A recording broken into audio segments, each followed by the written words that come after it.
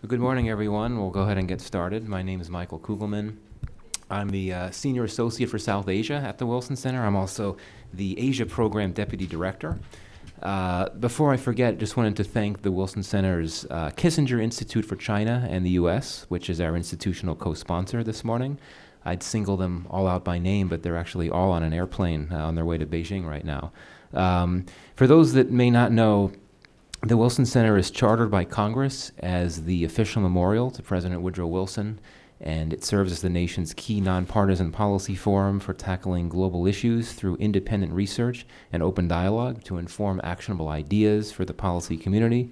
And in the spirit of President Wilson, the only U.S. president to have held a PhD, which I'm sure some of you may have known, we build a bridge between the worlds of academia and policy to inform and develop solutions to the nation's problems and challenges. So now that we've gotten through the technical matter, our topic today is the China-Pakistan Economic Corridor, that mammoth $62 billion infrastructure project underway in Pakistan. Maybe it's more than $62 billion now.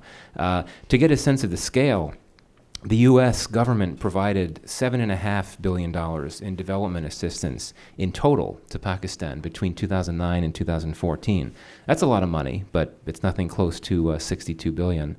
CPEC is, of course, a part of the even more mammoth Belt and Road Initiative, which, according to one estimate, has the potential to involve 64 countries, nearly 5 billion people, and around 40% of the global economy.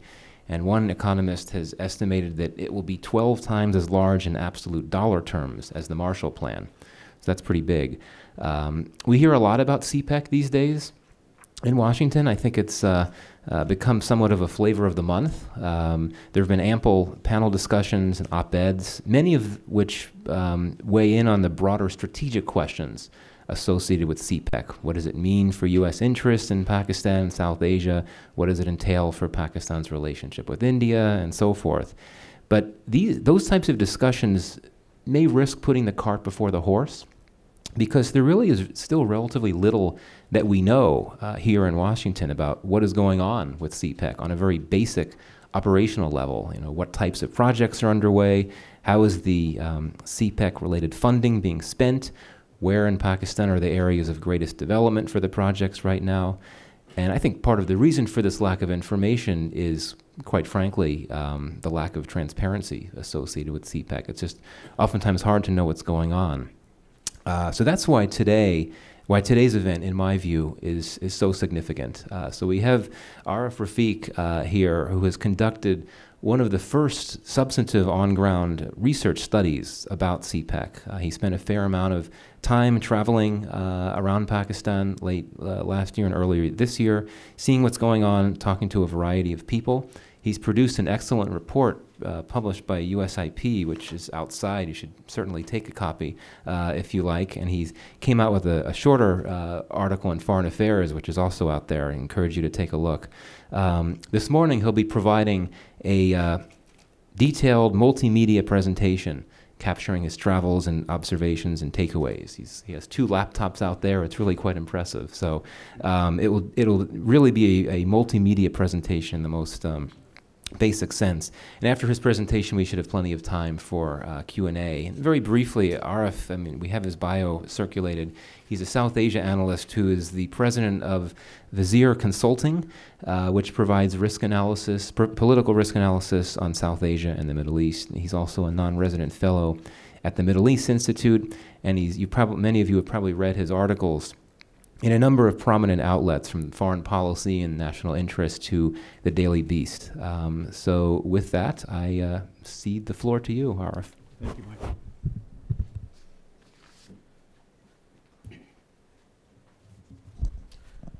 Thank you, Michael. Can you hear me? Is it fine? Okay. So thank you, Michael. Thank you for that introduction, and thanks for organizing this event.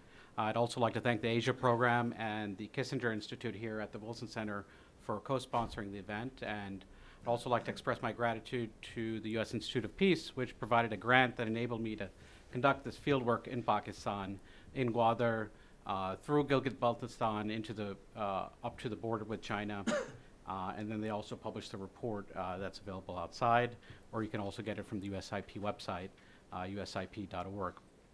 And thank you all for being here. So,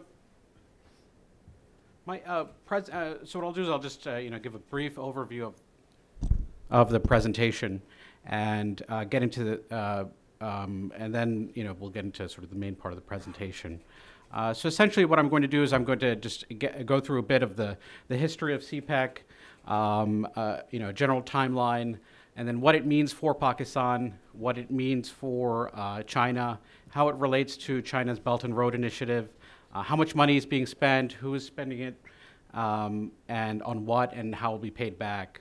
Then I'll discuss the potential impact of the various CPEC projects, which are a mix of electric power and connectivity projects, as well as some industrial projects.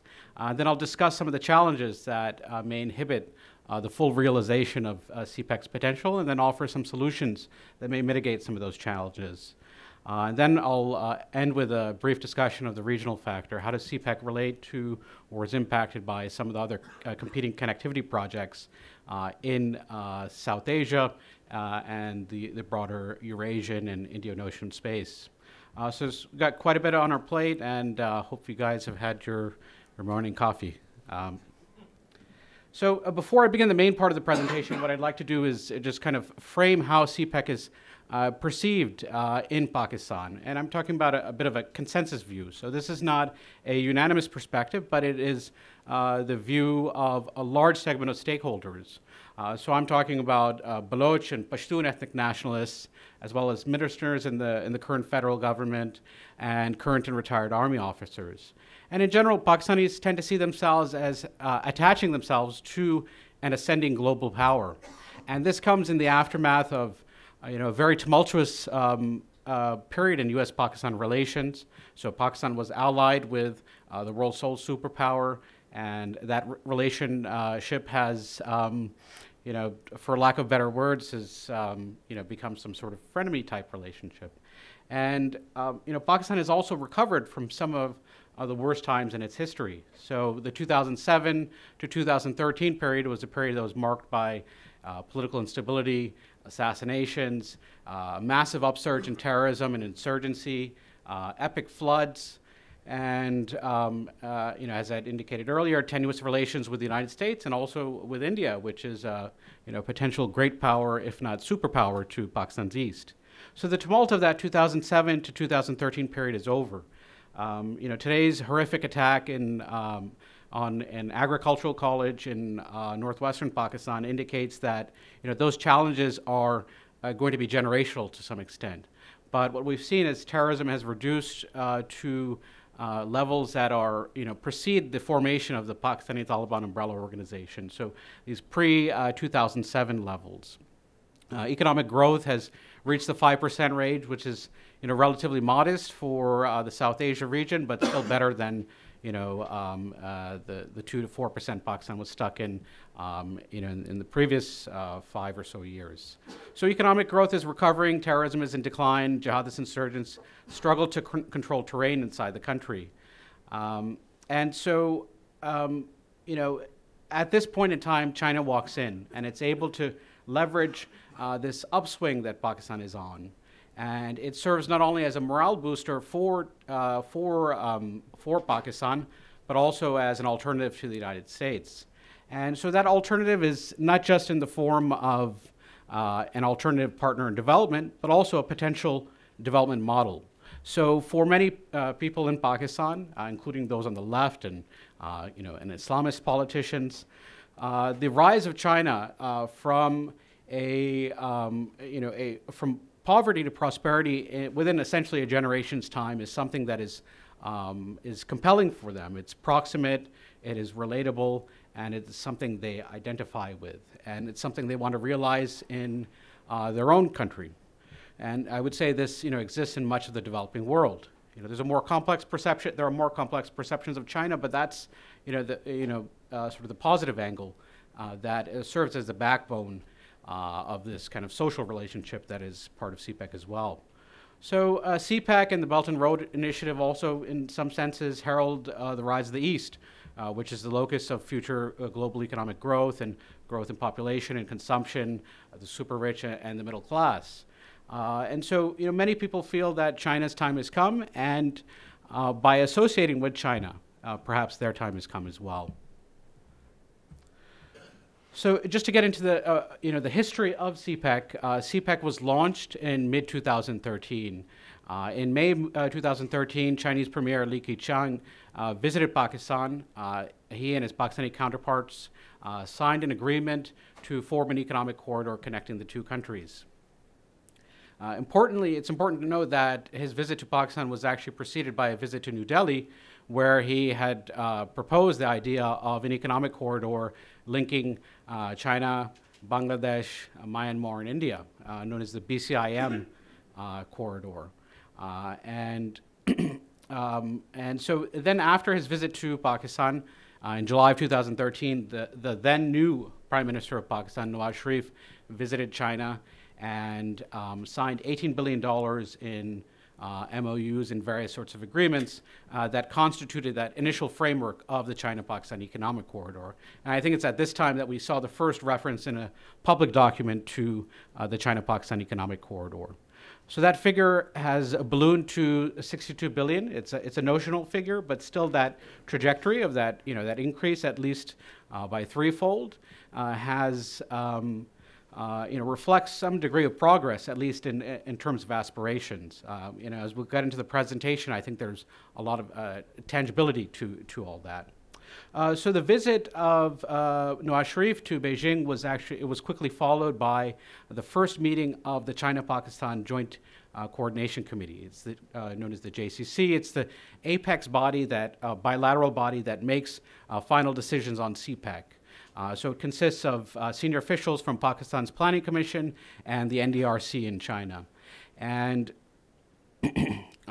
so what we can see is that the ball is quickly rolling. It goes from an agreement that's signed to this senior bilateral body, starting to develop the long-term plan and move some projects forward. By the end of that year, China launches what is now known as the Belt and Road Initiative. It was previously known as One Belt, One Road. And I'll get into a bit about the Belt and Road in the next slide. But then, by the end of the next year, by 2014, the Chinese Chinese President Xi Jinping was to have visited Islamabad to formally launch CPEC. His visit was delayed as a result of unrelated protests by the Pakistan Tehreek-e-Insaf Party, which is led by Imran Khan. And so he visited in April 2015, and there was a formal launch of CPEC. So that launch, the initiation of CPEC, comes, within the context of a very strong bilateral relationship in terms of defense ties and even diplomatic ties. China has also had significant involvements in electric power projects inside Pakistan, ranging from hydroelectric projects to nuclear projects. China also coordinated with Pakistan the construction of the Karakoram Highway, which was completed in 1979. And even before CPEC was launched in 2013, China had initiated the realignment and the construction of tunnels on the Karakoram Highway, this node that connects the Xinjiang province of Pakistan and essentially goes through Gilgit-Baltistan and reaches the sort of the capital area of Pakistan in the northeast. So that was actually began in 2012 and completed in 2015. And then in early 2013, a Chinese company by the name of China Overseas Ports Holding Company assumed the leasing contract of the Gwadar port, this port that is located in southwestern Pakistan, 50 or so miles from Iran, and just outside of the Strait of Hormuz and the Gulf of Oman. So there are all these different kind of wheels that are in place, or wheels that are in motion before CPEC is formally launched. As to what that means, I'm not quite sure, but and then it all melds into this grand Belt and Road Initiative that China launches at the end of 2013. So the Belt and Road Initiative, CPEC is, as Chinese officials describe CPEC as a flagship project of the Belt and Road Initiative. So, when you ask whether it's part of the Belt and Road Initiative or related to it. You get different answers from people. But my understanding is that it's technically not part of the Belt and Road, but it is a very important related node. So the Belt and Road Initiative, at least notionally, is consists of projects that are valued in the $1 to $1.5 trillion range. It includes around 65 countries, and it essentially consists of two main bands: a land-based band that travels from eastern China through Central Asia, then through the Near East into Western Europe and ends in Rotterdam and Madrid. And then there's the maritime belt or maritime Silk Road. Unfortunately, they've used the word road for a maritime connectivity space, so it's a bit confusing. But in any event, it begins in southeastern China, moves through the South China Sea, then through the Malaccas, the Bay of Bengal, then the Indian Ocean region, and then from East Africa through the Bab el-Mandeb, and then the Suez Canal into the Euromed region. And in the Euromed region, a Chinese company by the name of COSCO operates one of the world's top 50 container ports by the name of Piraeus in Greece. So the Belt and Road builds off of China's massive presence in global trade. So China is the world's largest exporter of merchandise. It's the world's second largest economy. China is the largest trade partner of 120 countries. It's also the world's largest importer of crude oil and the third largest importer of LNG.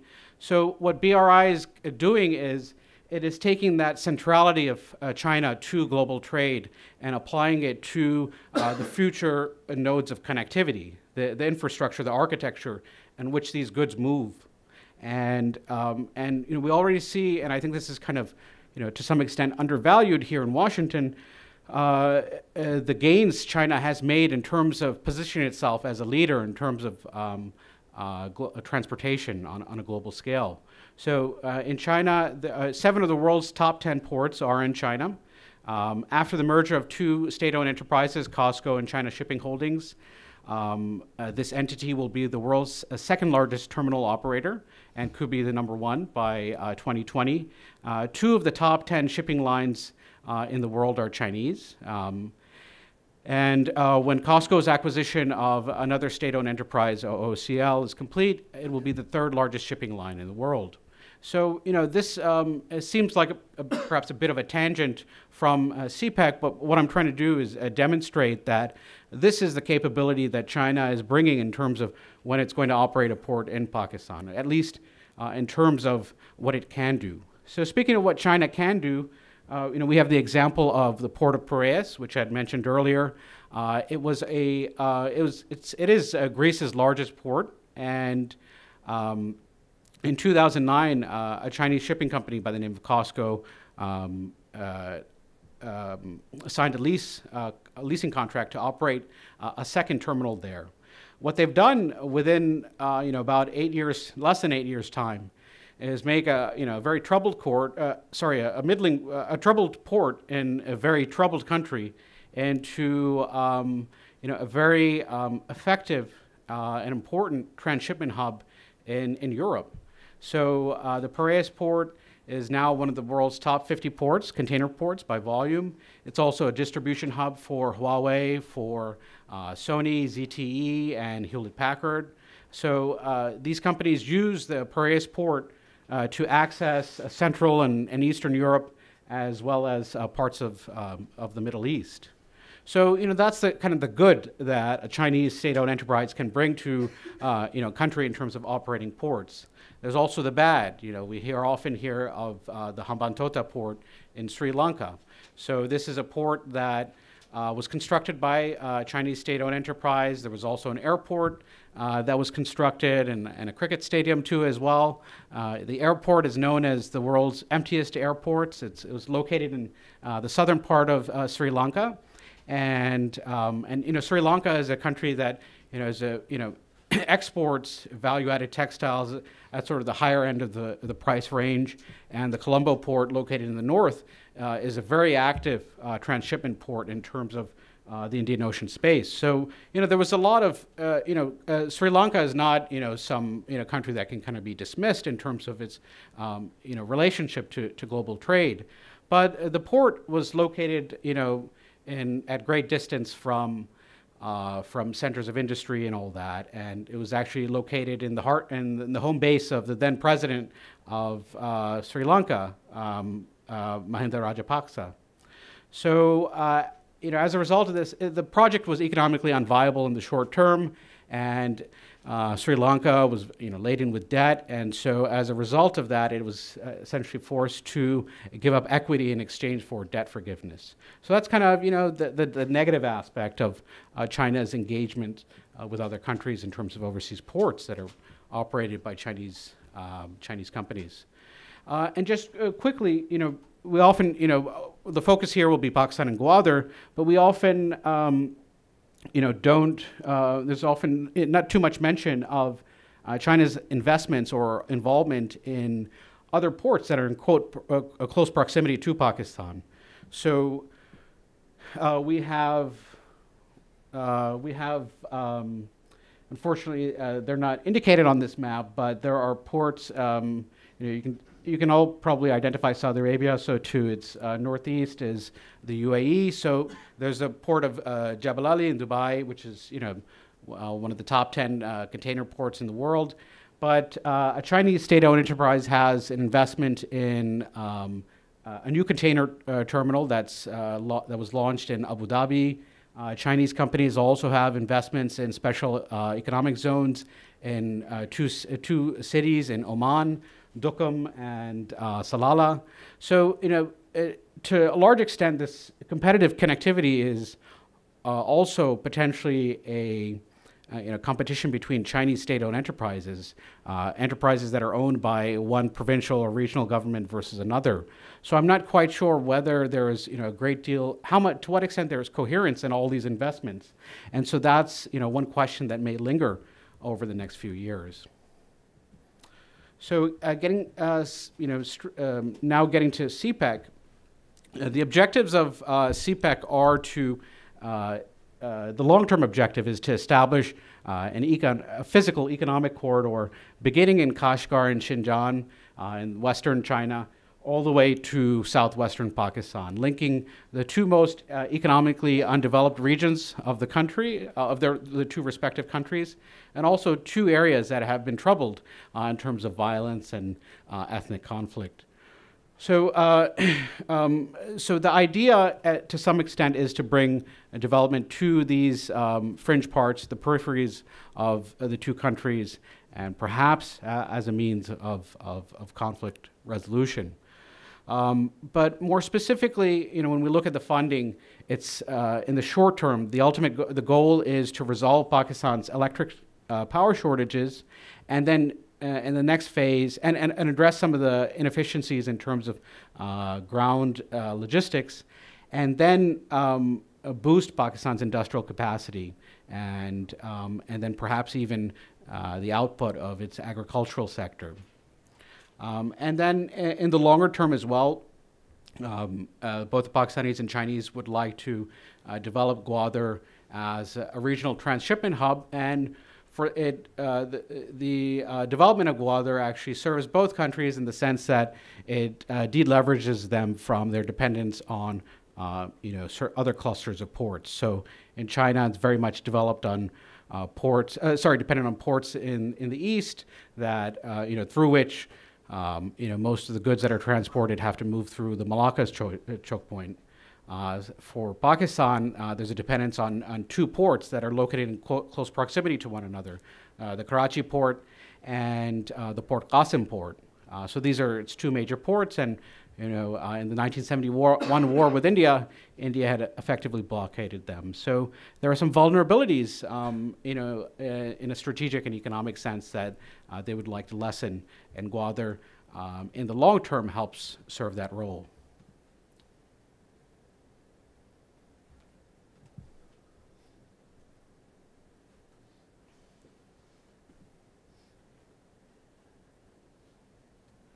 So, notionally, CPEC is a $62 billion project.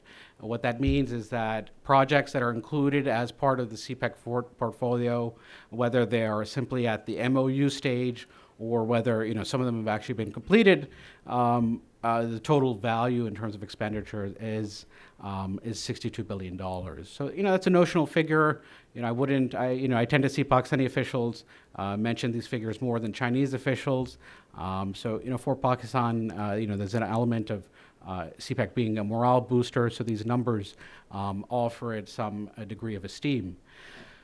But it's important to note that as this number has increased, a good amount of money has actually come into the system.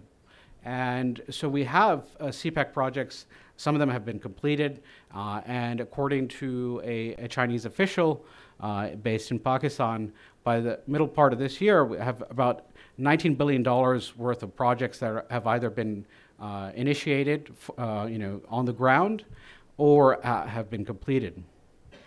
I think it's also important to note that when we're talking about this money coming into Pakistan, it's not a gift.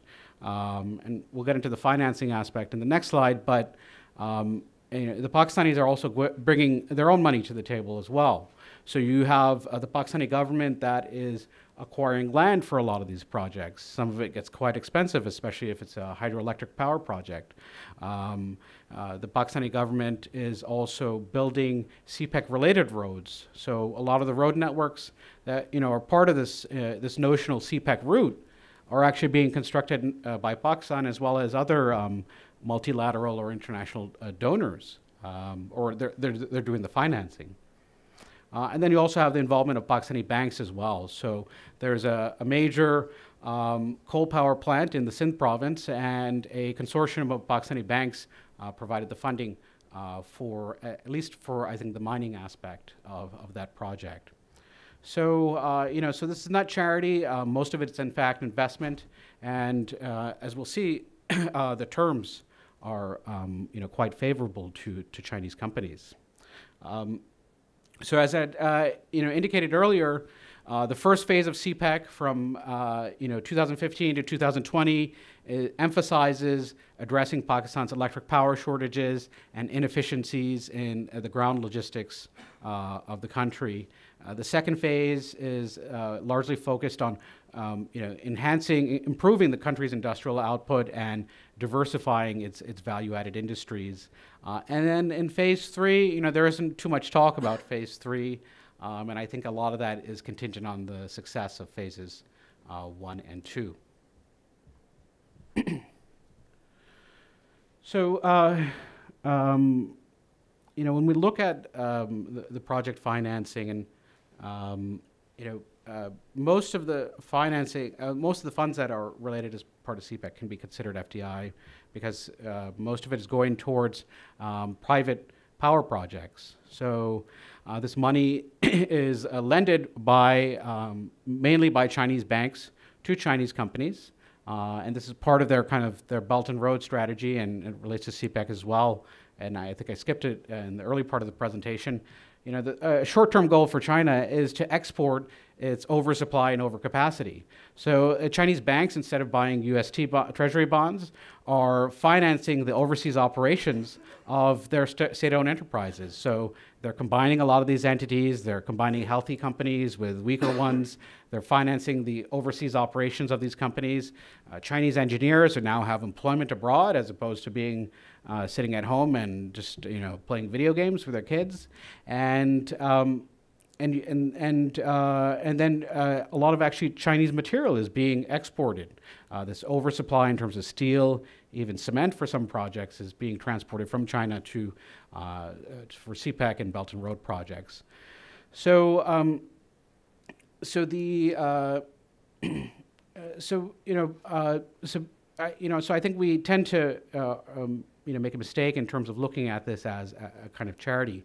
When you actually look at the terms of a lot of these deals, they're very, very, generous for Chinese companies. So you have, for example, On some projects, this is on the higher end, the IRRs are around 19% or 20%, and then the returns on equity are around upwards of around 35%.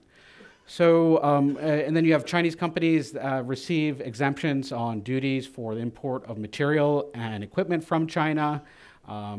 And then a lot of them also receive, corporate income tax holidays. So, the Pakistani state has actually, according to some estimates, given about $1.5 billion in tax exemptions so far for CPAC-related projects. So, there's an exchange that's being made in return for the provision of electric power on a very rapid basis. To some extent, it serves Pakistan's industrial goals and economic goals. And then there's also the political factor. There's the reality that there's an elected government there, and they've got to show something to the electorate before the 2018 elections. So that also motivates the kind of sense of urgency in Pakistan. And then, when we get to the issue of, so these are, loans that are made to Chinese, for commercial power projects, these are loans that are made to Chinese companies for, launching, for providing the, power to Pakistani distribution companies. So Pakistan has had this, for the past decade or so, has had a problem with what's known as circular debt. So there are losses in the electricity distribution system due to the lack of maintenance, and also due to outright theft. Bill collection varies across the country. It's extremely bad in some regions, and what happens is the different entities within that electric power supply and distribution system, some entities don't get paid. Maybe an oil company that provides furnace oil for a power plant, and so because of the lack of a standardized flow in terms of capital or payment, you have a lot of companies that just hold back, so they withhold supply, whether it's oil or electric power, and then that results in some of the blackouts or the so-called load shedding that Pakistan has experienced over the past decade. So what the Chinese government has asked and has gotten the Pakistani government to do is to provide what's called a revolving fund. So there's an estimate of the monthly payments that these Chinese companies will are estimated to owe as a result of these electric power projects. The bills from the bills that are supposed to be paid by Pakistani consumers, and so Pakistan will have to guarantee provide sort of like an account of provide funds on available funds equivalent to about 22% of the estimated monthly payments that Chinese companies are expected to receive. So when you look at the financials, there is the risk element has heightened, has resulted in higher tariff rates and higher rates of return for Chinese companies. And then there are also, the risk is reduced by the existence or the provision of this revolving fund. So so for Chinese companies, this is it's good business. When we look at the infrastructure projects, they're mainly financed through concessional loans. Some are a mix of concessional and commercial loans, but the commercial loans are a small percentage of that, and then the interest rate averages to around 2% or so. And so the Pakistani government is liable for that for the repayment, and they'll essentially do it through highway tolls and rail cargo revenue. And so the Planning Commission of Pakistan has done an estimate for how much what will the debt repayment and even the repatriation of profits kind of look like over the next few years. And essentially, it'll peak at $5 billion in 2022, and I would say the bulk of that is actually the repatriation of profit from private electric power projects. In terms of direct lending to the Pakistani state, perhaps around $1 billion to $1.5 billion would be kind of the peak amount that the Pakistani government would have to pay to Chinese banks over that initial period into around the early to mid 2020s. Now, the Planning Commissioner, an economist with the Planning Commission of Pakistan, gave an interview to Reuters in which he made an astounding claim, and it's a claim that has been repeated by some Pakistani officials in various forums. And he said that around $6 to $8 billion annually in toll taxes and rental fees, Pakistan would earn that much in toll taxes and rental fees, and it would be more than enough to service its loans. Now, the Pakistan National Highway Authority earns about maybe $100 million a year or so right now in terms of toll revenue. So to have that 60-fold jump is just astronomical and inconceivable. But it is definitely possible for Pakistan to sort of earn maybe around maybe even upwards of half of that in the longer term. But I think that in terms of the major point is that if growth continues in Pakistan at a relatively steady pace, and it's able to overcome some of the very near-term macroeconomic risks that the country is facing, especially in terms of the current account, then these debt payments are largely serviceable. So when we get to the CPEC road network, it consists of basically 4 nodes. One is the Northern Passage that connects Xinjiang, the city of Kashgar in Xinjiang, in the Xinjiang region of China, all the way in the top, and then moves through the Gilgit-Baltistan region of Pakistan, and then reaches the Islamabad metro area. So, so from there, then the CPEC routes split off, and the splitting of the routes is essentially the byproduct of political discord in the country. When the first, in 2014 or so, when the first formal maps of CPAC were released, they largely highlighted the eastern part of the country. And so political parties and ethnic groups that were based in the country's northwest and in the west felt that they were left out. And there was a document prepared by the Planning Commission of Pakistan in 2006 that had this presented a kind of a notional CPEC route. So this is before the current government came to power. And it largely moved through the western part of the country, through lesser developed parts, and into China. So there was a perception that the route had been changed, and that the ethnic groups in the west and the northwest had been shortchanged.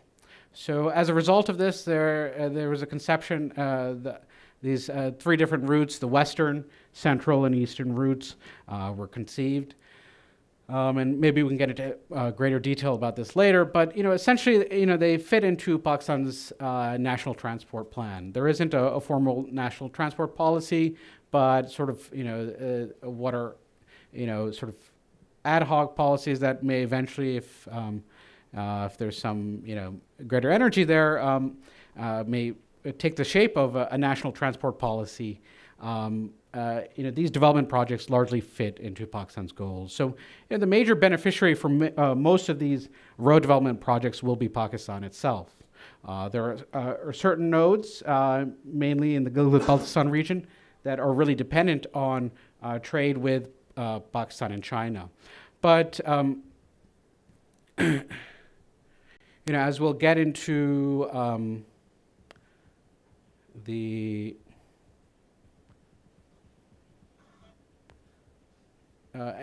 as we'll get into a bit later, there's one key element is a new highway that will connect Pakistan's 2 largest cities, and the major beneficiary of that will be Pakistan. So I just wanted to give you a sense of what China has done so far in terms of some of the road connectivity. So in the as you can see in the northeast, where it says Kondrab all the way to Raikot, That is a part of the Karakoram Highway that has already been rehabilitated and realigned. In 2010, unfortunately, the colors are not really appearing in an accurate way, but I hope you guys can see it, that there's a truck on a ship. And so it's being transported across a lake that was created as a result of landslides in 2010. And so the Karakoram Highway, which connects northwestern Pakistan to western China, had been blocked because of landslides in 2010. And so in order for people and goods to move over and for vehicles to move over, they had to be put on these little rafts and transported across this lake that had been formed. In 2012, China began the realignment of this road, and they also constructed tunnels that allowed for movement through this landslide hit area. So that was actually completed in 2015. So they were relatively quick in terms of their ability to conceive the project and implement it. So on the left, the road has been opened, and so what Pakistan gets is this nice, beautiful lake that I was able to take a picture of, and looks really nice. So it's just there. I just wanted to put that there. But on the right, you'll see a video of just moving through the tunnel. I don't know if are you able to see it? Okay.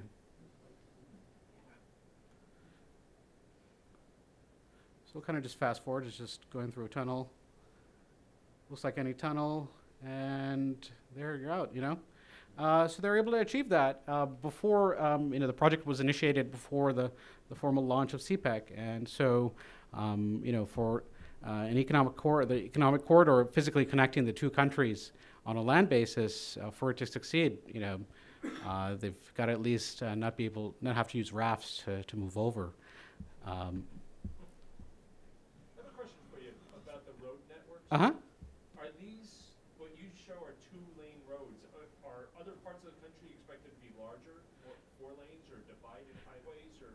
Oh yeah. What's considered a highway versus a road? I'll get into that in about 2 slides. So the top tier in Pakistan in terms of highway networks is the motorway. So these are supposed to be 6-lane control access highways. And so that's what you're getting between the largest cities. This is a lesser populated area. The terrain is somewhat prohibitive in terms of expanding. So that'll be a bottleneck in terms of future expansion. But this is it's called a highway. But elsewhere in the country, you have an expansion of the motorway network, which begins in Peshawar and will, by 2020, extend to Karachi and connect most of its major cities through this, sort of world-class 6-lane highway. So these are other parts of the Karakoram Highway. And it was actually, if you look at videos about the KKH, like on National Geographic, they always call it like the world's most dangerous highway. And I was expecting, some kind of thrill by going on it. The landscape is beautiful, but unfortunately, it's a nice functioning road, and there are even railings in many places. So it's not the KKH of old. So, it's made less for near-death experiences and more for trade and livable daily commuting. So there's an exchange involved. So another key node on the CPEC network is the Karachi to Lahore Motorway. So Karachi is in the southern part of the country. Lahore is in the eastern corner, right next to India. So these are the 2 largest cities in the country, and they're connected by a highway, which currently it takes about 18 to 20 hours to travel from Karachi to Lahore, or Lahore to Karachi. In between, there are major industrial hubs. So these are not just population centers, but they're industrial hubs as well. And through CPEC, one of the 4 sections of the Karachi to Lahore motorway will be constructed. So, oftentimes in the Pakistani discourse and perhaps outside, people say that, the Karachi to Lahore motorway is being built under CPEC. In fact, it's just one part of it is being constructed under CPEC. I think the The ADB and the Islamic Development Bank are funding some others. And then there's another one that's financed by a Chinese bank and conducted by the sponsor. The project sponsor is a Chinese state-owned enterprise, and it's outside the CPAC portfolio.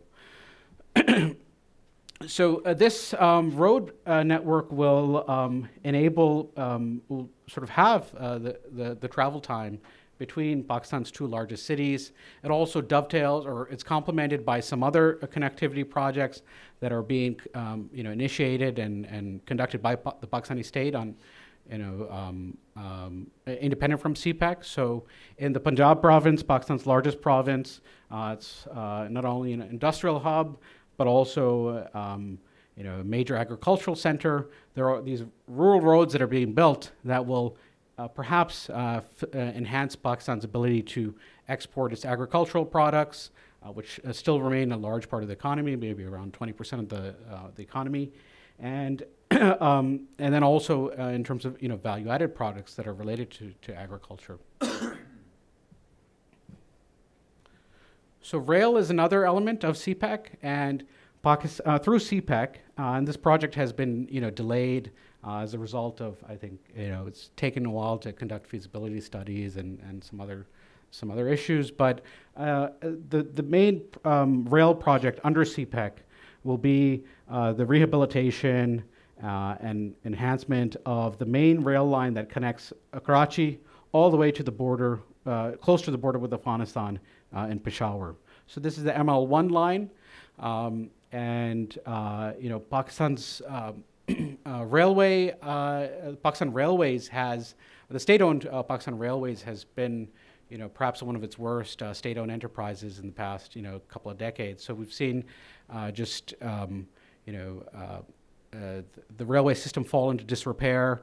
There's been a decline in cargo rail. It almost, I think, perhaps even shut down. But under the present government, you have a sizable increase in terms of rail cargo traffic and revenue. It's perhaps I think more than doubled.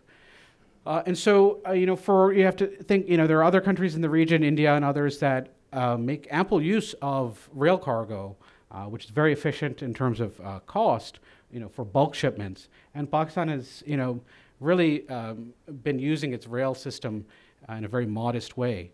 So it's getting its act together in terms of rail, in terms of cargo rail, and through CPEC it will leverage these gains and enable trains to move faster and increase the volume. So these are very, these are not sort of pie in the sky type projects. There may be future plans to connect Pakistan and China by rail, or Gwadar with one of the two main lines. But those are, very much in the future, and especially, I talked to an official with who was then with Pakistan's Planning Commission, and he said they did a pre-feasibility study on connecting, Havelia, which is the furthest most point to the northeast for Pakistan Railways, with Khunjrab, with the border with China, and he said, it'll cost in the tens of billions of dollars. So, you have to be transporting goods of value over that route for it to be economically viable. So, these are the less, sensational aspects of CPAC, the ones that, acquire less interest outside of Pakistan, but they're very important in terms of reducing transport costs and the competitiveness of Pakistani goods. So, you can see those effects down the supply chain, for example, maybe even with textiles. How much time do we have left? 5-10 minutes. Oh, okay, all right. So the Gwadar port is, kind of the centerpiece of the China-Pakistan Economic Corridor. It's located not too far from Iran, and Iran has a port by the name of Chabahar that is said to be constructed by India, but they don't work at the same pace as the Chinese, so still very much on paper in many respects. But the space is quite strategic. So it's located outside of the Strait of Hormuz, outside of the Gulf of Oman, but close to Persian Gulf shipping lanes. So the Gwadar port, what's quite interesting is that Pakistan had actually reached out to the Soviets in the 1960s to try to get them to finance the development of a military port facility there. And then it was offered to the United States, and a senior Chinese leader had recommended to Henry Kissinger in the early 1970s that the U.S. should take Pakistan's offer. The U.S. had declined, and now we see the Chinese not only constructing the port but also operating the port. So the Chinese, in 2001, President Pervez Musharraf had asked the Chinese government to finance and construct the initial development of the port. So Pakistan sought to deleverage itself from the Karachi area ports, and so this served a strategic objective. So China completed that first stage in 2006, and the concession rights went to PSA International, which was once known as the Port of Singapore Authority. So the PSA didn't do too much in terms of developing the port. Part of the reason was because there was insurgency going on and it was difficult to access the area.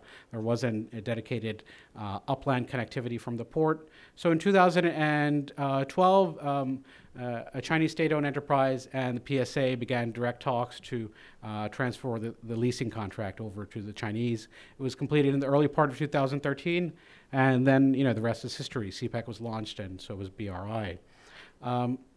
So the arrangement is essentially a landlord agreement. The Pakistani government owns the facility, but has given a 40-year lease for the port, and I think like a 43-year lease for an economic zone that is attached to the port. And there's a revenue sharing agreement. So the Chinese state-owned enterprise, and we'll just call it COPHC for short. Actually, that doesn't make it too much shorter. We'll just call it China Overseas Holdings. That's much better. So they, bring their capital to develop the port, develop the free zone, and the Pakistani government gets about 9% of pre-profit revenue from the port, and then around 15% from the economic zone. So essentially. Gwadar right now is just this tiny little sleeping village where, the largest industry is fishing. And, there have been many other places that have had humble starts and have, become, very dynamic parts of the global economy. So this humble start is not necessarily an indicator of its future, but this is the current state. And, the future business model, there has been some ambiguity, there's been a lack of transparency in terms of how this port will make money. But I think it'll be through a mix of transshipment, so China, as we discussed earlier, is just a major trader of goods in this world. So they have these investments in these different ports in the Indian Ocean region, and so they could redirect some traffic to these different ports, whether it's the Abu Dhabi port, where the container terminal is operated by COSCO, or perhaps even Gwadar, and it sort of just spread some of the business across the space. There's also an opportunity for countries like Afghanistan and the landlocked Central Asian countries to use it, but there are obvious geopolitical hurdles that inhibit that. There's a free zone and special economic zone, essentially, where some Chinese companies have expressed interest in terms of establishing steel production facilities, perhaps even automotive assembly plants. So some major companies like Photon Motors and Bao Steel, but I'm not quite sure, to what extent these projects will be realized, because a company like Bao Steel has problems with oversupply. There's definitely an opportunity in terms of petrochemicals. So an LNG terminal is supposed to be constructed there in the future, and perhaps even oil refinery. And then fish. China is the world's largest importer of food. So whether it's fish or pork or even soybeans, when China needs to eat, China gets its food, and so. Fish is, a niche industry that Gwadar can perhaps enhance and develop. So there's a lot of room for development, and the port itself is 14.5 meters in depth, and actually currently a new container terminal that was established in Karachi that's operated by a Hong Kong-based company is actually deeper. It's 16 meters. But the Gwadar port, if necessary, can be dredged to around 20 meters, and so it can carry very large vessels, and using that can, it definitely has a leg up over Chabahar, which is the Iranian port. So having visited Gwadar, what I can see is that there is some local ownership of projects. So there's the Gwadar Development Authority, which is kind of like their mirror image of the Islamabad Capital Development Authority, and they are building roads and also conceiving ways to kind of protect the political rights of locals, and we'll get into that a bit later. But there are some challenges that present-term challenges that inhibit the growth of the city. There are very acute water shortages, and a desalination plant that was constructed a few years back has fallen into disrepair.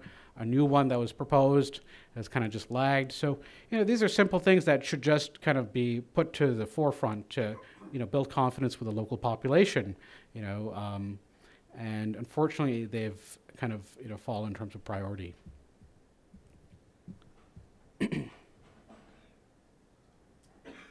So we're kind of over time a little. I can turn. Yeah, go for another 5 minutes or so. Okay, all right.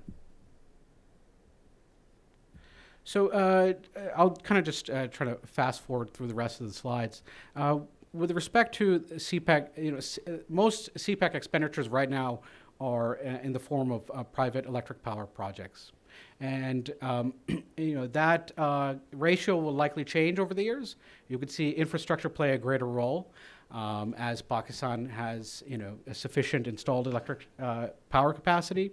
But essentially, most of the CPAC projects are coal power projects, and they figure into Pakistan's energy transition. Right now, coal is a very minimal factor, or at least as of last year, coal was a very minimal factor in terms of Pakistan's electric power. And what it's doing is it's reducing its dependence on furnace oil and domestic gas supplies as a source of electric power, and moving toward cheaper baseload fuel sources, so like coal, for example. So there are actually a couple of coal power projects that have come online as part of CPEC. So, when we speak of CPEC, it's, at least in the energy aspect, it's not a notional thing. It's very much a reality. And there was a coal power plant that was built in southern Punjab, in sort of the central south part of the country, and it was completed about a year earlier than projects of that scale and variety typically take. And so there was recently a report in The Economist, and it said that floodlights were hung from cranes so construction could continue through the night. So what Pakistan is able to experience right now is, China's ability to get stuff done. And so, so we're seeing that with the Sahiwal coal power plant, and then some other energy projects that will be completed ahead of schedule. Now, there is an issue in terms of electric power rates. Right now, Pakistan, electricity is more expensive in Pakistan than countries where it competes with, namely in textiles. So in Bangladesh, energy is markedly cheaper, much cheaper. It's also somewhat cheaper in India, and I think also Vietnam.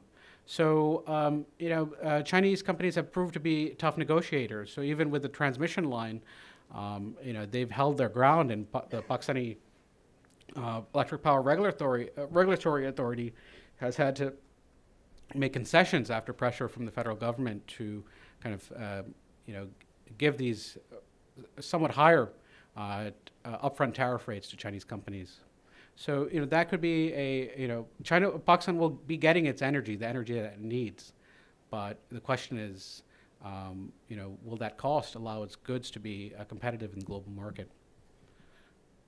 So this is just a quick overview of that transition in terms of Pakistan's electric power fuel mix. So it's very dependent on oil. So if there's an uptick in the price of oil, there's no electric power in Pakistan because nobody can pay their bills. So Pakistan is moving towards coal, also LNG, and these LNG plants are very quick in terms of coming online. It's still continuing with developing hydroelectric power projects, but those take very long to develop, just in terms of land acquisition and then also in terms of construction. So very time intensive. It will take 5 to 7 years. So political governments don't have that much time. But hydroelectric will still play an important role. So will, on a smaller scale, some renewables like solar and wind. So future phases of CPEC, we'll see an emphasis on industrialization. There are a few industrial zones in the different provinces that have been identified as special economic zones. So Chinese companies in particular will receive incentives to be able to invest in these areas and reach the Pakistani market, which is a growing market, and perhaps even also neighboring countries. So whether it's petrochemicals or fast-moving consumer goods or even textiles or mineral processing or even food processing, there are a lot of opportunities in these different industrial zones. So the power is coming online, and they're going to serve the Pakistani consumers as well as these industrial zones. Now, agriculture has been an under-discussed element of CPEC in terms of the Pakistani and Chinese officials.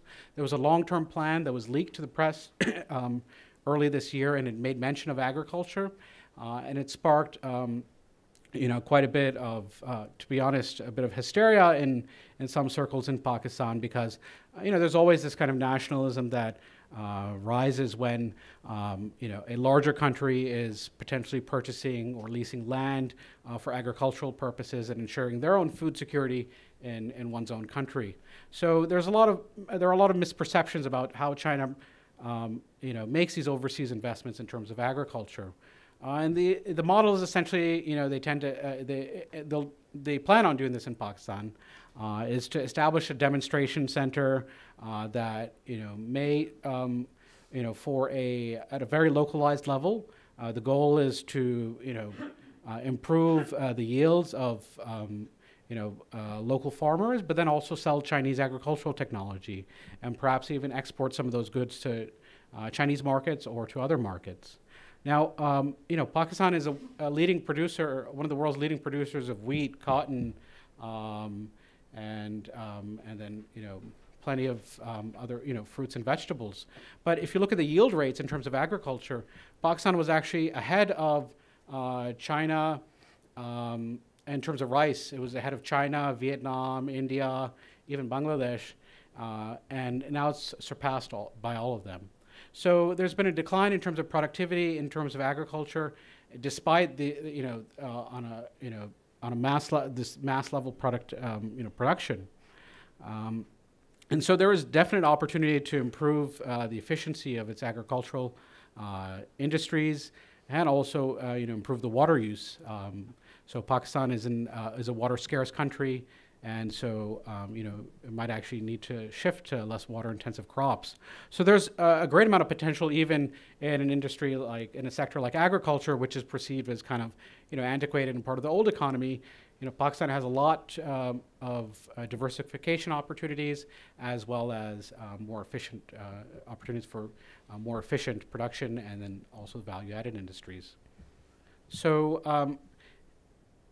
I'll just kind of skip the impact because I had addressed it in many of the other slides. But we're already seeing growth in terms of the materials industry, cement, steel, a lot of these industries that are related to not just production that are related to CPEC, but also growing demand for housing and all that, and related, and shopping centers, malls. Nobody really shops in malls here anymore, but it's a big thing in Pakistan. And so they're building, and so the material sector is growing, and you see a lot of foreign investment, especially portfolio investors in the U.S. Investing in some of the major cement companies there. And then there's potential in agriculture, even the automotive sector. There's a new auto transport policy that has resulted in the entry of companies like Hyundai and Kia and Volkswagen. And then even in the transport sector, there's a great opportunity for modernization. So there's some challenges, and I'll get to these very quickly, and maybe we can address them in the Q&A. Look, there's a lack of transparency in terms of CPAC. A lot of the data I got was literally from the CPAC website, cpac.gov.pk. So there is, the provision of information publicly, but then when you get to the details, then Pakistani officials to their own media, or even to parliamentarians, will be a bit cagey and hold a lot of the cards close to their chest. Now, this is a project that affects all 4 provinces, as well as the regions of Azad Jammu and Kashmir and Gilgit-Baltistan. So, though the Pakistani government itself, it's the national government, it's kind of based in one province, and so it should really, extend itself and be a bit more magnanimous and engage in consensus building and information sharing. And I think that's probably best done through the formation of a CPAC authority, where you have representatives, those who are working on CPAC in the Pakistani government can kind of continue to do that and manage it on a day-to-day basis and be in charge, but they need to formally bring in leaders from other provinces to kind of at least share information and ensure that all this money that has come in is distributed. There are market motives, financial motives for Chinese companies, but that there's greater equity that is involved in the distribution of this money. When we look at a lot of the investments and the changes will be happening in the Balochistan province, where there has been several insurgencies since the 1950s, and a lot of it has to do with resource nationalism. And I think in terms of addressing these issues, there are, the discourse in Pakistan is kind of, a bit stuck in sort of, the 1950s, and, people talk about, federalism and these type of things.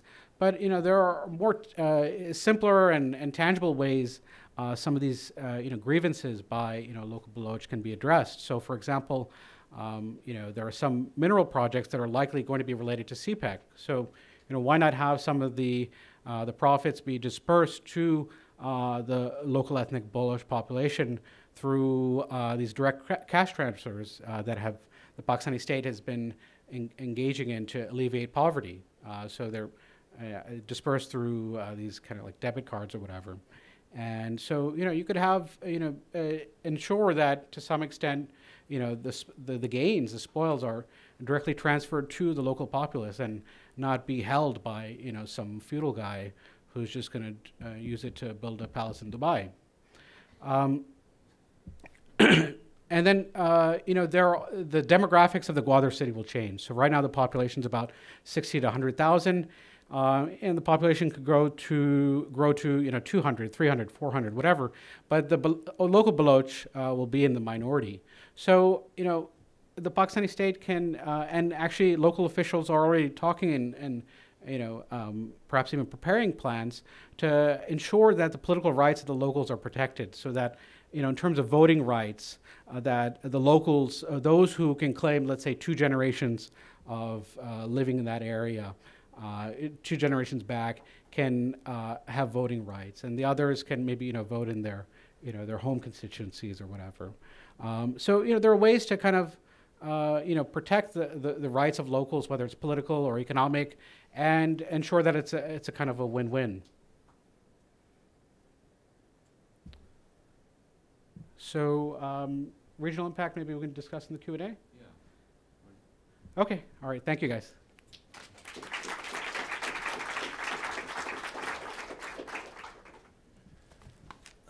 Well, thanks a lot, Arif. I thought that was really terrific in terms of breadth and comprehensiveness. I think most of us know a lot more about CPAC than we did before you started speaking. Really quite impressive. So I want to get to questions. I know there are going to be quite a few. I want to try to get to as many as we can, but I just wanted to put what I hopefully will be simple questions for you to answer, questions that you could answer briefly before we go to the group. The first one relates to the labor issue. I mean, in your observations there, who was doing the building? And was it Chinese labor? Was it Pakistani? Was it both? Did it depend on the project or where in Pakistan you were? That would be, if you could shed some light on that, that would be one question. Second one is, in the conversations you had, the interviews you had with officials and others involved in this whole story, what were there certain challenges or obstacles that they seemed to think were particularly major? I mean, we know all the possibilities. Security's been mentioned, the debt repayment factor, natural resource crunches. If there was one particular obstacle that you thought folks were repeating a lot, so anyway, two questions to start things off. Right. I should have brought the data with me. There was some, actual figures that were released by the Pakistani government a few weeks back. But most of the laborers are Pakistanis. You'll see higher representation of Chinese in terms of engineers for a lot of these projects. So it depends. But China's not bringing in workers to physically build roads in Pakistan. The wages of Pakistani workers are much lower. They're going to take advantage of the local market. When we look at a lot of the energy projects, they involve technologies that Chinese companies and, as a result, Chinese engineers have specialization in. So whether it's coal power plants, processing lignite, extracting lignite, and things like that, which Pakistani companies have never done before. The Chinese have that specialization, but they're also bringing Pakistani engineers and other workers to China to train them so that they can maintain and operate these facilities. So I think the Chinese government and Chinese companies are very cognizant of some of the traditional types of criticism of China's overseas investments, and they don't want to replicate some of its some of the well-known bad practices that in Pakistan, which is kind of, everybody's kind of looking at that and seeing, if they'll do this to the Pakistanis, then what are they going to do to us? And then your second question was about some of the challenges. I would say, Pakistan is building, but then what comes after that? And that's kind of the question that I would say has yet to really be resolved by Pakistan's policymakers in a very substantive way. So there's an element of hope that's involved. And there's some positive indicators in the past quarter in terms of, let's say, textile exports, and you do see diversification in terms of manufacturing, whether it's the auto sector and some of the other sectors. But Pakistan's current account deficit is that the gap between import and exports it's just widening. So Pakistan is forced to go to the bond market to, as a stopgap measure. But in the long term, it can't be a purely import-based economy. So it has to figure out how to increase and diversify its exports. And I haven't really, that's been a concern that has been addressed by some people, but there haven't been really any good answers. Okay, thanks. So let's get to you. What we should try to do, I think, is take a few questions at once, if that's okay with you. We'll take a round, sure. You'll answer, and then we'll start with one side of the room and go to the other side of the room first. So let's start on this side of the room. We'll take the question from the woman right there, right to your left, Joshua. Oh, yes, you go, and then the woman behind you, and then we'll come to the front. Thank you. My name is Hong. I'm a PhD student from George Mason University. A quick question about so you mentioned in your presentation a number of projects that are actually not included in CPAC. So there's distinction between projects that Pakistani government has been planning for, and that some of them are included in CPAC and others not. And there's recent news about the Amr Bashar Dam that the Pakistani government decided not to include, which was looks like a big deal. So what difference does it really make to be included or not? The other question is, China's building a number of ports in the Indian Ocean. So potentially the Gwadar port will be competing with the port in Bangladesh and Myanmar and others. So how does how does Pakistan really position itself in this competition? Thank you. Thanks. Pass it to the woman right in the row behind. Yes. Right. Hi, I'm Han from NRDC. I wanted to ask about the slides related to energy. It looked like you talked a little bit about some of the issues around the solar facility, about 1 gigawatt that's happening.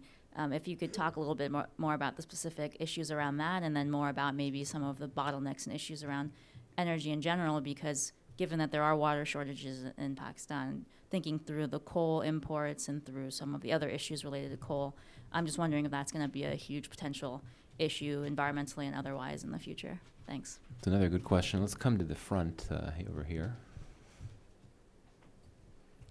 Thanks.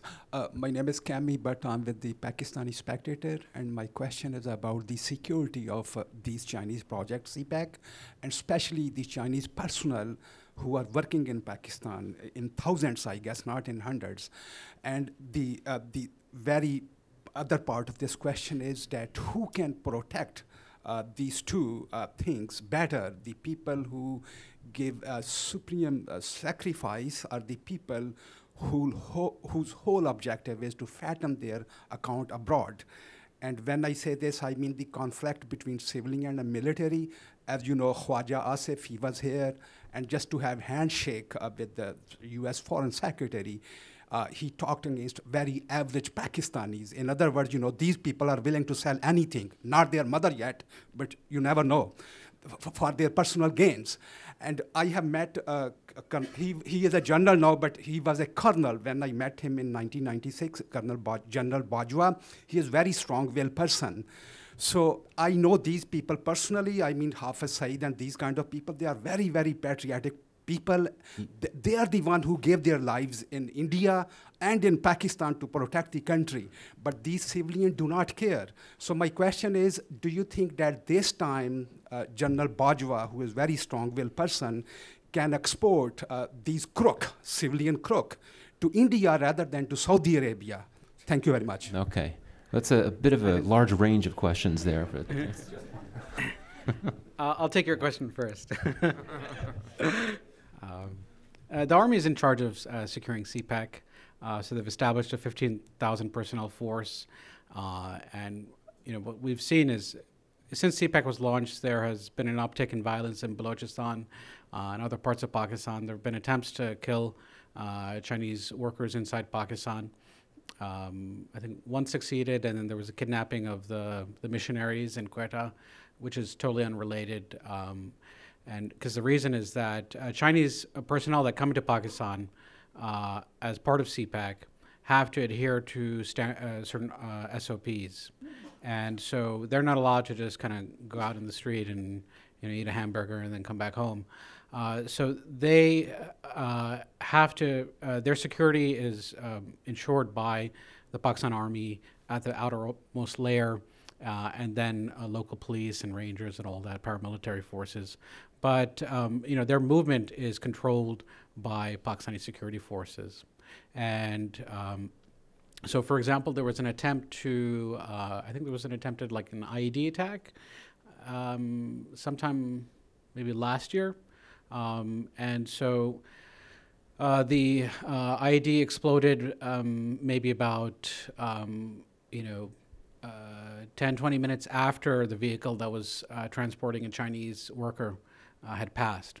So what that means is that the defensive measures in that vehicle were working in terms of jamming the radio frequencies and all that.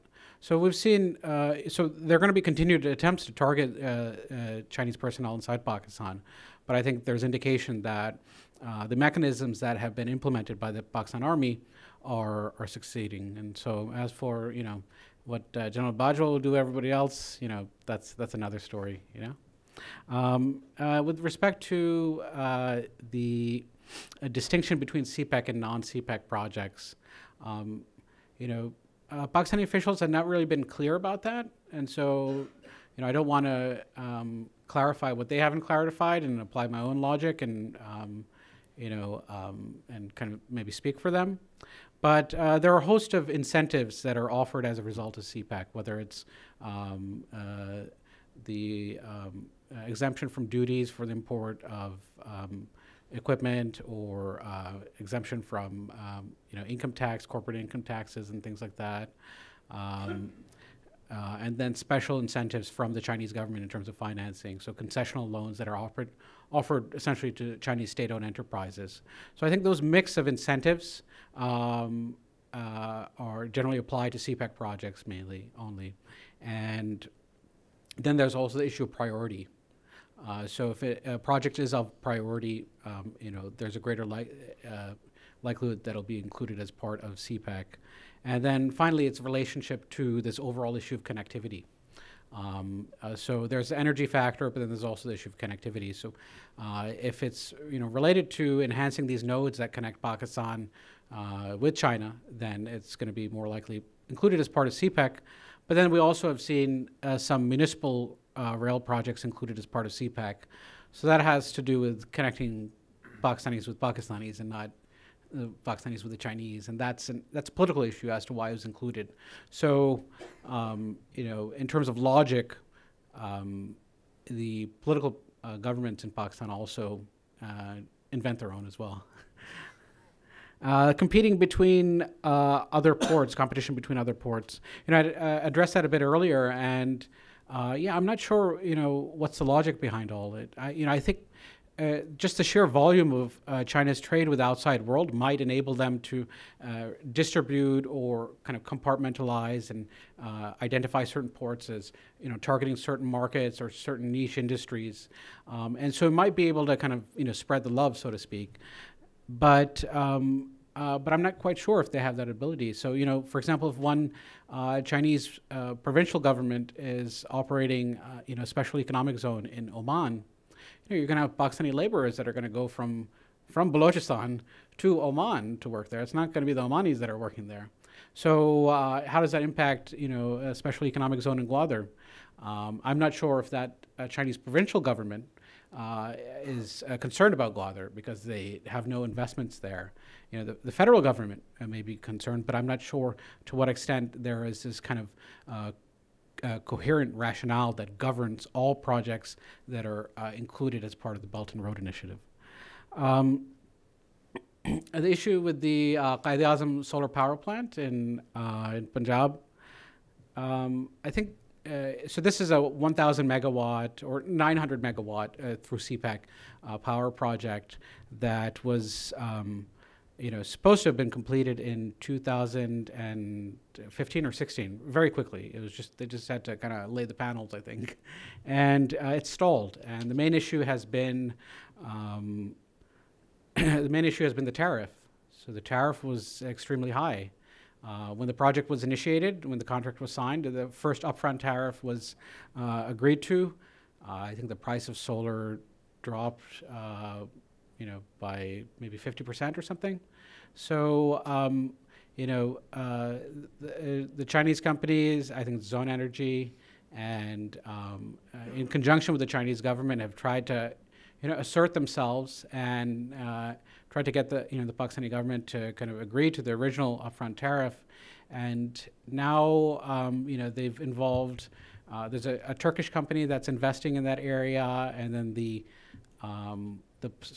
entity that had kind of governed the power plant is being privatized. It was a public entity. So I think 300 megawatts have come online, and I'm not, to be honest, I'm just not sure what's happening to the other 700. I think the project has, there was some exemption that was afforded to, given to it in the past week or two. So, but it's one of the sort of it's not a CPAC success story, so that's why Pakistani officials are, very reluctant to speak about it. Bottlenecks, with coal and all that, in the Sindh province, in the rural region of the Sindh province, in Tar, close to the border with India, there is lignite is being mined and then used for coal power plants that are being developed close to site. So for the extraction, you need quite a bit of water, and it also impacts, potentially impacts the local reservoirs. So that has been an issue that has been raised by locals, and then the company that's in charge of it has kind of tried to address these issues and demonstrate with videos and physical evidence that they're not harming the local water supply. But whether it's a company that's based in Pakistan or a company that's based in the U.S., especially when they're dealing with coal and and issues like water safety, it's it's something that needs to be monitored quite closely and with vigilance over the course of time. So maybe they're doing nice things right now, but who knows what's going to happen when nobody's looking. And I think, yeah. Okay. Let's take a quick round of inquiries from this side of the room, and please try to make it one query, not multiple ones. So we'll start with the gentleman right in the front. Thank you. I'm William Bree from DynCorp International. Could you speculate a little bit about political leverage on Pakistan? The U.S. has really tried to exercise that through security assistance with very limited development assistance and private investment. China's given a lot of all of those things, and who's got the leverage on Pakistan? Okay, and right behind you, the gentleman right. Yep. Hi, Ed Lezine with Adirondack Capital Management. You mentioned the lack of transparency in CPEC. I will note that I attended in March of 2015. There was an investment conference focused on Gwadar in Dubai, and Pakistani and Chinese officials were very transparent on the plans and the data they provided. So I haven't heard of anything since then as that type of conference, but it does exist. My question is also focused more on Gwadar, and that is, can you describe more physically what is on site there? Is there any trade actually going through tonnage-wise, shipping? Are there places like, is there a hotel? Did you or stay in somebody's house? Are there restaurants? Is there a whole, is there something going on for the 60 to 100,000 plus people there now? Thank you. Let's go to the gentleman in the back, second row from the back. He also has a red tie on. A lot of gentlemen have red ties on for some reason today. Yeah. Hi, Steve Engelken. You mentioned Pakistan's soaring current account deficit. There's been a lot of speculation about financing this, and can they do it? What's your take on that? One more very quick question. Yes, sir. Yep. Thank you for your speech. So we know in the past, many of the projects in the CPAC are led by Chinese large state-owned companies. And also in the recent years, we heard about the new ideas of the PPP, public-private partnership. So my question is, like, how would you see the private sectors and also the multinational corporations plays a role in the CPAC? Thank you. All right. Well, that should, I think, be sufficient for you to address. Yeah. So political leverage on Pakistan. The United States and China want different things in Pakistan. So when we speak of political leverage of a foreign power over Pakistan, there are different objectives. So there's some overlap, but the Chinese have less friction with Pakistan on many key issues. So in terms of exercising that leverage, there's probably less of a need to do so. And then there are also, differences in political culture, so they're a bit more laid back. But when it comes to issues like security and the security of Chinese personnel, the Pakistanis are very responsive to ensure that the concerns and the fears of Chinese officials are mitigated. So, we see that in terms of the formation of this 15,000 personnel security force. And in fact, it's the Pakistani electric power consumers that will be paying for this security. So there will be a 1% charge, surcharge that's added to some electric power projects. And it's the Pakistani electric power consumer that will be paying that and subsidizing and paying for the security of the Chinese engineers and others who are building these projects in Pakistan, and it's Chinese companies that are repatriating that profit back home. So, the Chinese are gaining quite a bit from these investments, and Pakistan is spending, to ensure that their security is provided. So there's no kind of coalition support fund for all that, So I think that's one example in terms of leverage, and especially in terms of the security of the Chinese nationals inside Pakistan. Pakistan is very responsive.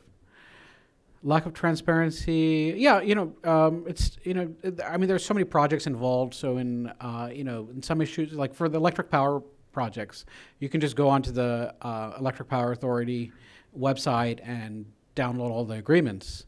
And then even when there's a petition for an adjustment of the tariff, those petitions are available. But there's so many different projects, and they're just scattered all over the place. So when I speak of transparency on some issues, there's definite, like for example, there was an issue of a municipal rail line, whether it was part of CPAC or not part of CPAC. In fact, members of the federal government lied and said it wasn't.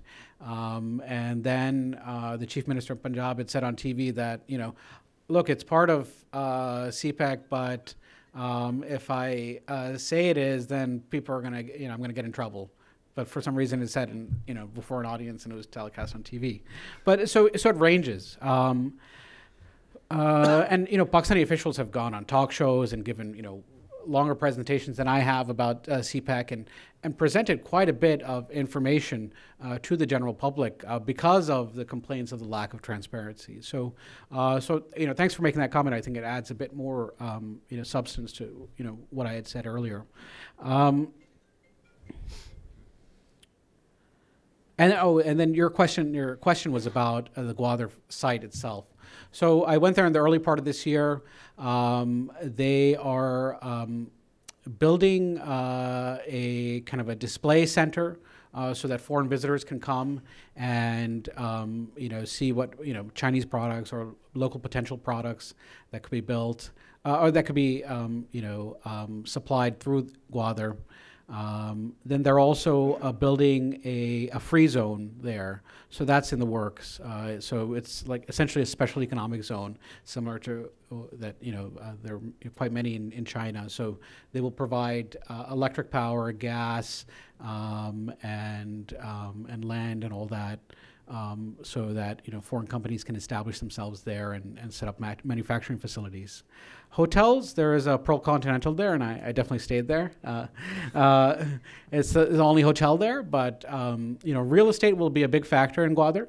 There's been a good amount of speculation going on. So, going back to the early 2000s, even one of my cousins bought a plot there, and unfortunately it didn't exist physically, and so he was shafted, and and so were many Pakistanis. But people have learned from that previous phase, and so I think there's an attempt by the Gwadar Development Authority to digitize land contracts, land deeds, and all that, so that people aren't being sold imaginary plots of land like my unfortunate cousin.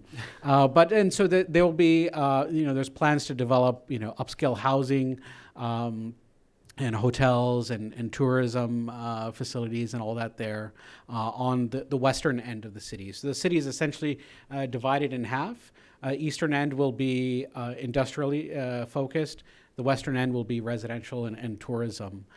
And so there's a master plan for Gwadar that was developed in 2006 by Arthur Little and a big consulting company, and it's being revised.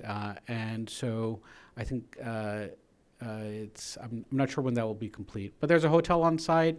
You probably need clearance from elements of the government to go there. You can board a small plane and head there. There are flights from Karachi. They're building a new airport and be able to carry Boeing 777s or whatever's the next big airplane.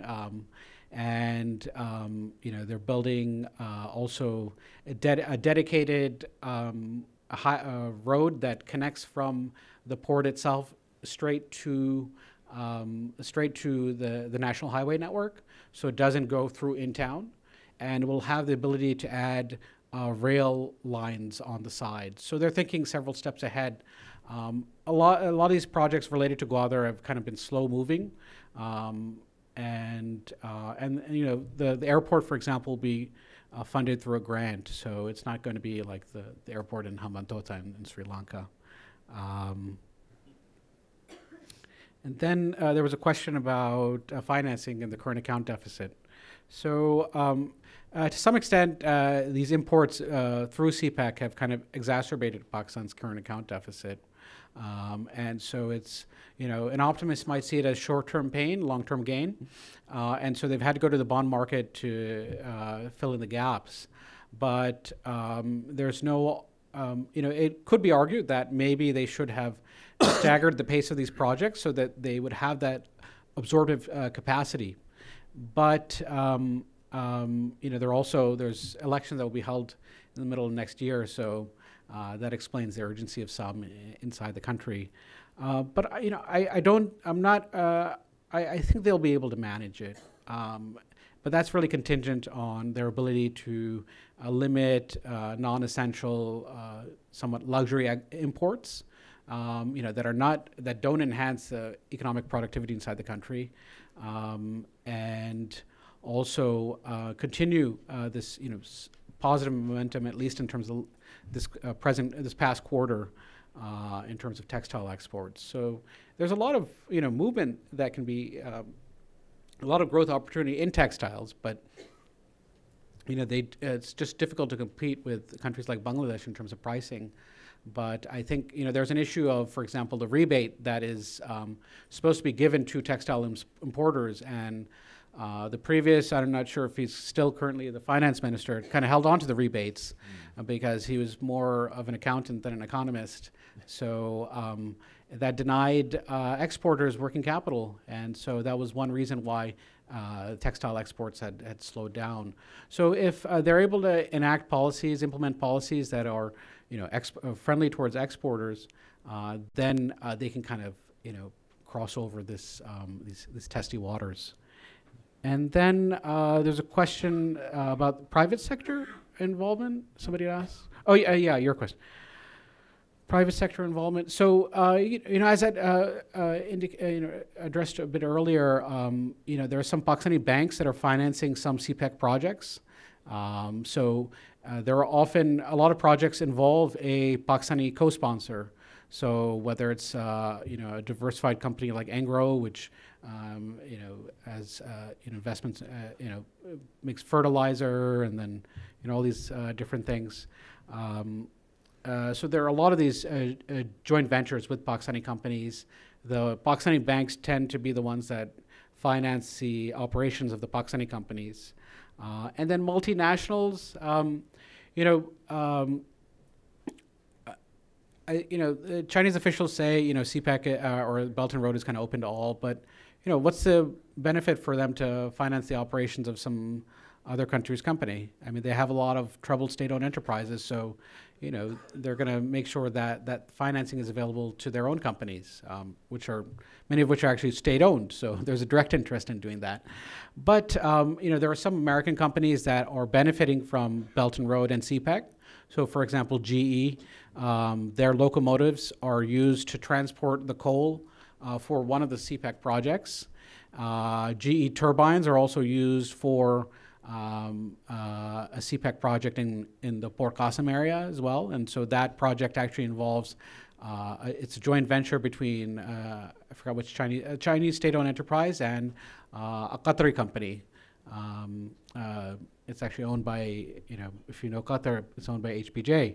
So, so there are opportunities for multinational corporations, American companies, to involve themselves as subcontractors. But at sort of the top tier, I'm not sure. I'm very doubtful as to whether there's a significant opportunity.